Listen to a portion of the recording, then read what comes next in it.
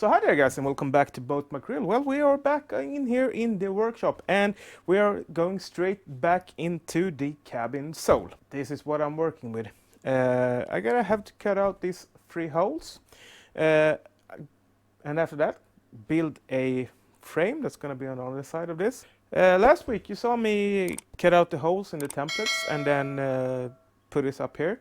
As you can see, the outlines are pretty rough around the edges. We're gonna have to put in a couple of layers of glass on top of this, on the side.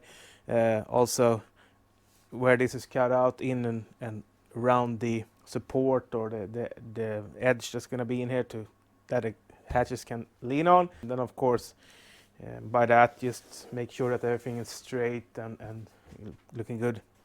I'm actually gonna save this template very much because I'm gonna use this as the lids. I'm just gonna bring up my nasty old drill. It's way old and the drill bit sucks.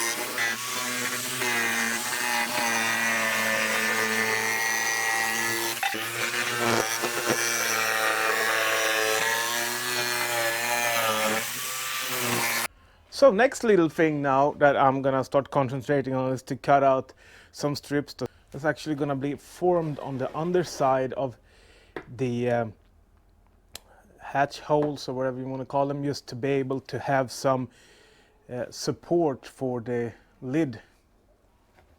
I probably just need something that's about 2 centimeters or something like that sticking out, so I'm gonna make them pretty much somewhere around 4.5 centimeters, give or take, so I have just as much on the inside as I have on the outside.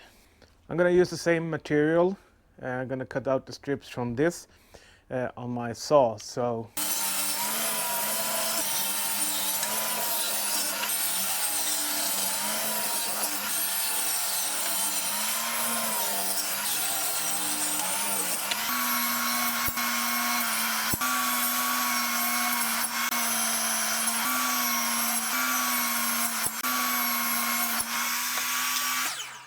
the next step here will be to glue and screw these strips on the underside like this. So I will glue this in and then screw them down, and I will use something called no more nails. I do want to have about 1.5 centimeters. So no matter how the holes are, I mean, I can always cut off excess and stuff like that. Just make sure that I got enough wood on all edges.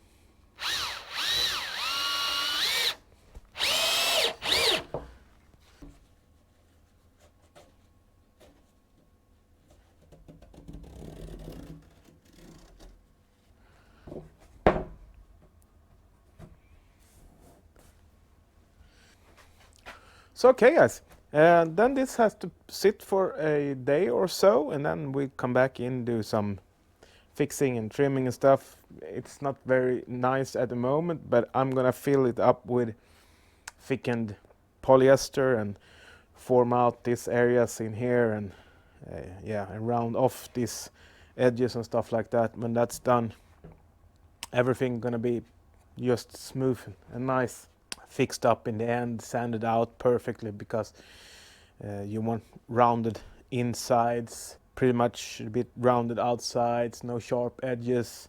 You want the lids to come down and sit perfectly in the holes, and then when that's all done, you put on a couple of layers of gel coat or similar, just to cover all the fiberglass. After that, we put this one away for the moment. So the next little thing here in the process is to remake these. These were made out of wood. Of course, when wood get wet, it starts to rot. So there is a couple of pieces that I need to rebuild, and I want to do them in this fiberglass foam that I have over here. First, this one I've just marked out on this piece. It's a leftover from when I did the floors.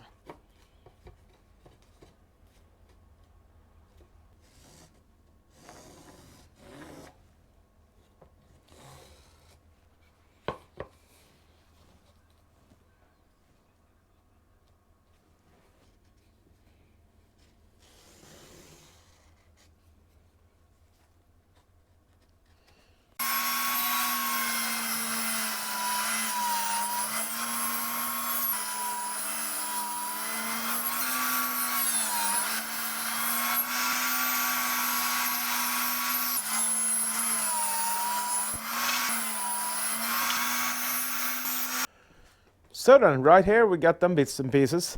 So these three supports are ready to be put in. For the last little thing for this video, I'm actually going to talk a bit about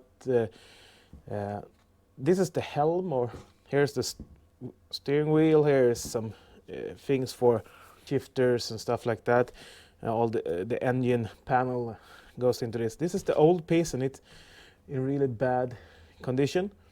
What I'm thinking about, this is pretty thick. It's like 24 millimeters thick. I'm gonna make them out of this plywood that I have here, and I have an idea, and I wonder what you think about it. What do you think about making this covered in carbon fiber, black carbon fiber with polyester resin? If you like that idea, or have any other cool idea about how to make this a real cool helm, please write a comment down below in the comment section, and I will read, I promise I will read all the comments, and I will answer them too, and consider them for later use when it's time to finish this. I got some last little sad thing that I need to talk about, and that's my car that I bought 15 days ago. You know, that white one I was pretty proud about, and I'm using for my private needs and also for the business that I've started. 15 days after I bought it, the engine broke down on it. Probably just lost the oil pressure, and right now it's in a place they're checking it out. I think the engine is busted. Unfortunately, that means that a wonderful little car that I got, a truck that I got, just gonna be scrapped. So right now I'm looking for something similar. That was a Citroën Nemo van, and I'm gonna fight for getting my money back from it, so that I can buy a similar one, somewhere in the range of 35,000 Swedish crowns, or $3,500. If you know someone around here in Sweden that has one laying around, please write a comment down below. So by that, if you like what I'm doing here on the channel, please give me a thumbs up on the videos, and share the videos if you want to. Hit the subscription button down on your right sides, and of course put the notification bell so you don't miss any of my upcoming videos. This one is gonna be a little bit late, but As promised, I'm always coming at least with one video every week, usually on Saturdays. This might end up on a Sunday for the first time, but that's how it is when there's too much to do in your life. But take care and see you next time. Bye everyone.